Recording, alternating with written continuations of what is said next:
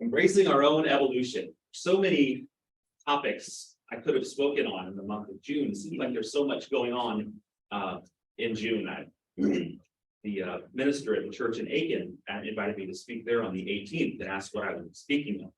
Thought, wow, it's Pride Month, it's Father's Day, it's Juneteenth. There's so much this month going on. But as I thought for this morning service about what was most pertinent, it seemed that the impending changes to the 8 Unitarian Universalist principles, or 7 Unitarian Universalist principles, seem to be the most pressing right now.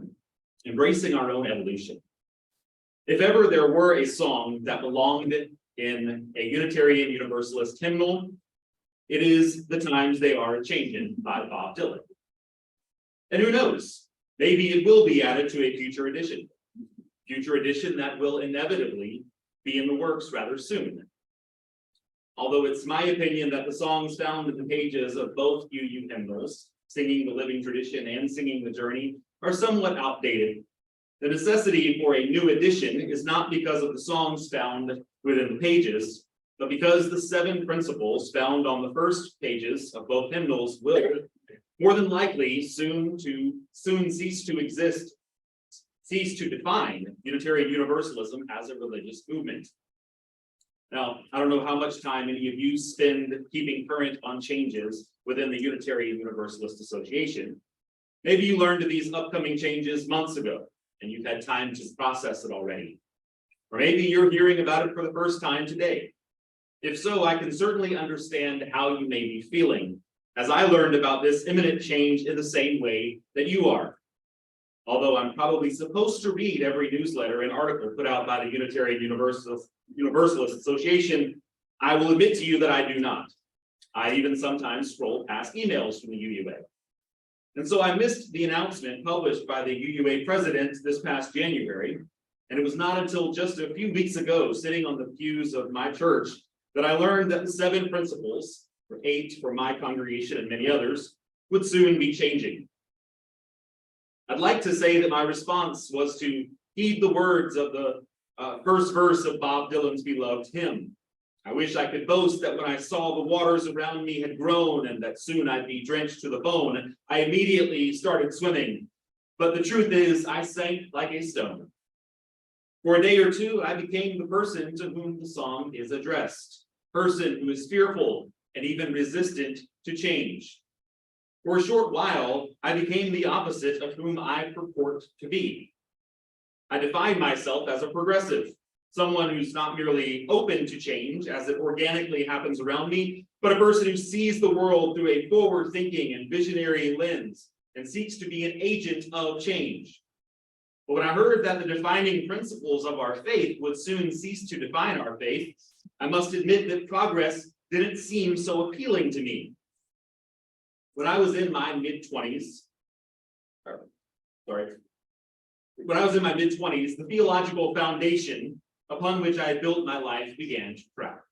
Then at age 27, when I finally found the courage to admit and accept my sexual orientation, that foundation seemed to crumble to pieces as I was forced to abandon the church and religious beliefs that had largely shaped who I was as a person.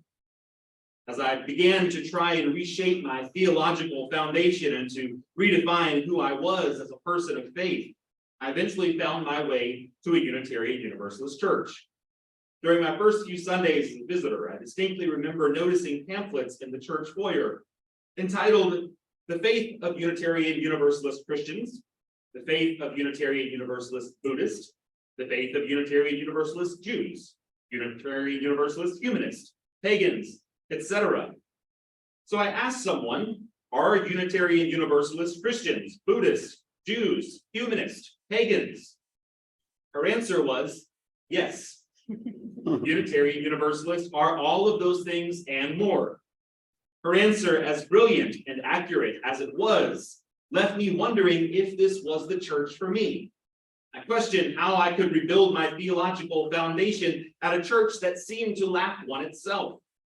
The idea of a church that was united by covenant rather than creed was appealing to me, but still somewhat insufficient. I felt that if I was going to get out of bed on Sunday morning and gather together with other people, we ought to share some common belief. I soon found the common belief I was looking for, however, in the 7, later 8, Unitarian Universalist principles. The inherent worth and dignity of every person, justice, equity, and compassion in human relations, acceptance of one another, and encouragement to spiritual growth in our congregations, a free and responsible search for truth and meaning, the right of conscience and the use of the democratic process within our congregations and in society at large, the goal of a world community with peace, liberty, and justice for all, respect for the interdependent web of all existence of which we are a part, and the 8th principle, adopted later by many congregations, journeying towards spiritual wholeness by working to build a diverse, multicultural, beloved community by our actions that accountably dismantle racism and other oppressions in ourselves and our institutions. These principles appealed to me both intellectually and spiritually. More importantly, though, they made me feel grounded theologically, something I had not felt since I had left the faith I was raised in, and something I had longed to feel again. Learning that these principles would soon be retired and replaced with something yet unproven left me feeling once again theologically unsettled. But over the next few days, I began to feel my theological foundation resettling. As I reflected on the sermon my minister, Reverend Day, preached, one point she made that helped to ease my anxiety about the loss of my beloved UU principles was coming to understand that they were never what defined Unitarian Universalism. Not only did Unitarian Universalism exist before the current 7 principles, I existed before the 7 principles. Moses didn't come down off the mountain with 7 principles inscribed on stone tablets. The first draft of the 7 principles was at first introduced at General Assembly in 1984 and were officially adopted in 1985. The 7 principles replaced a previous version containing 6 principles, which had been in place since 1961 when the Universalist Church in America and the American Unitarian Association merged, forming the now Unitarian Universalist Association. Our denomination by far predates our current set of principles. Unitarian Universalism existed as a singular organization for nearly a quarter century before the adoption of our current principles, and as separate religious movements, Universalism and Unitarianism, for centuries prior. We often boast, or at least as an English teacher, I'll admit that I often boast of being a member of the Church of Emerson and Thoreau. In fact, one of the reasons I first visited a Unitarian Universalist church was because I wanted to visit the church attended by some of my favorite transcendentalist authors. But in reality, the sermons I preach today would not have been accepted in the Unitarian Church of Emerson's day, nor would I, as an openly gay man and person of color, have been universally embraced within 19th century Unitarian or Universalist churches. Just a few months ago, when I was preaching at the Unitarian Church in my hometown of Charleston, I arrived early and took some time strolling through the church's historic graveyard. One tombstone caught my attention immediately. It read, Colonel Francis Dickinson, who died in Charleston on the 30th of December, 1835, aged 63 years, a devoted husband, an affectionate father, faithful friend, a kind master. I could not help but notice the stark contrast between what this church once stood for and what it stands for today. A church that once thought it was complimentary to note on a man's grave that he was kind to the human beings he enslaved as chattel, today has an openly gay woman as its settled minister. It is a church that today probably does more than any other church in its community to bring about social justice.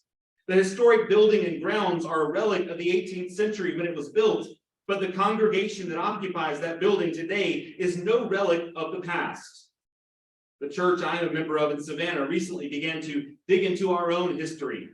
For years, we boasted of the abolitionist stance our church took in the 19th century, but we learned this stance was largely dependent on who the minister was at the time. The fact is, we may occupy some of the same church buildings today as Unitarians and Universalists of the past, But the Unitarian Universalist Church today is not the same church it was in the past. We are and always have been an ever-evolving religious movement. Unitarian Universalists in the early 1980s recognized that they were not the same as the church founded during the merger of 1961. And so they drafted a document that more accurately reflected their shared values. Our current principles are not a creed upon which our religious tradition was built. They were never intended to define what Unitarian Universalism was, is, and always will be. Rather, they were created as an expression of our growth and evolution as a religious movement. Once again, we are called upon to examine our principles, our religious movement, and ourselves, and to create a statement that reflects the values we share today, as well as one that will shape the next generation. The recommended changes to our current principles and purpose, if accepted in its current draft, will read, as Unitarian Universalists, we covenant congregation to congregation and through our association to support and assist one another in our ministries. We draw from our heritages of freedom, reason, hope, and courage, building on the foundation of love. Love is the power that holds us together and is at the center of our shared values. We are accountable to one another for doing the work of living our shared values through the spiritual discipline of love. Inseparable from one another, these shared values are interdependence, pluralism, justice, transformation, generosity, and equity. The shared values are represented by the image of a chalice with an overlay of the word love on the flame, with 6 outstretched arms that create a circle, each around the core values, and form a 6-petal flower shape. Although what is represented here are all values I wholeheartedly embrace and endorse, as I sat on the pew of my church not long ago and heard a sermon similar to this one, I was still saddened. I now realize what I was feeling was grief. I felt I was losing something that was not only familiar, but sacred to me. Although my emotional response may have been legitimate, it isn't really accurate to say that we are losing something in this change. Yes, the principles we cherish will likely be replaced by a set of 7 shared values, but those 7 values were influenced by the current 8 principles. So even as we make this transition, we do not lose our current UU principles. Moreover, it is impossible to lose these principles because their influence goes far beyond anything that can be put to paper to represent what we believe and stand for.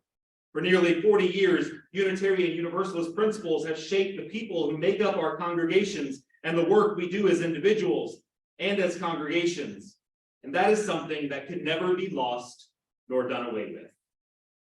When a new hymnal is published to include the new shared values, I don't know if Bob Dylan's song will make the cut, but if it does, see if I can do this, I'd like to recommend an added 6th verse.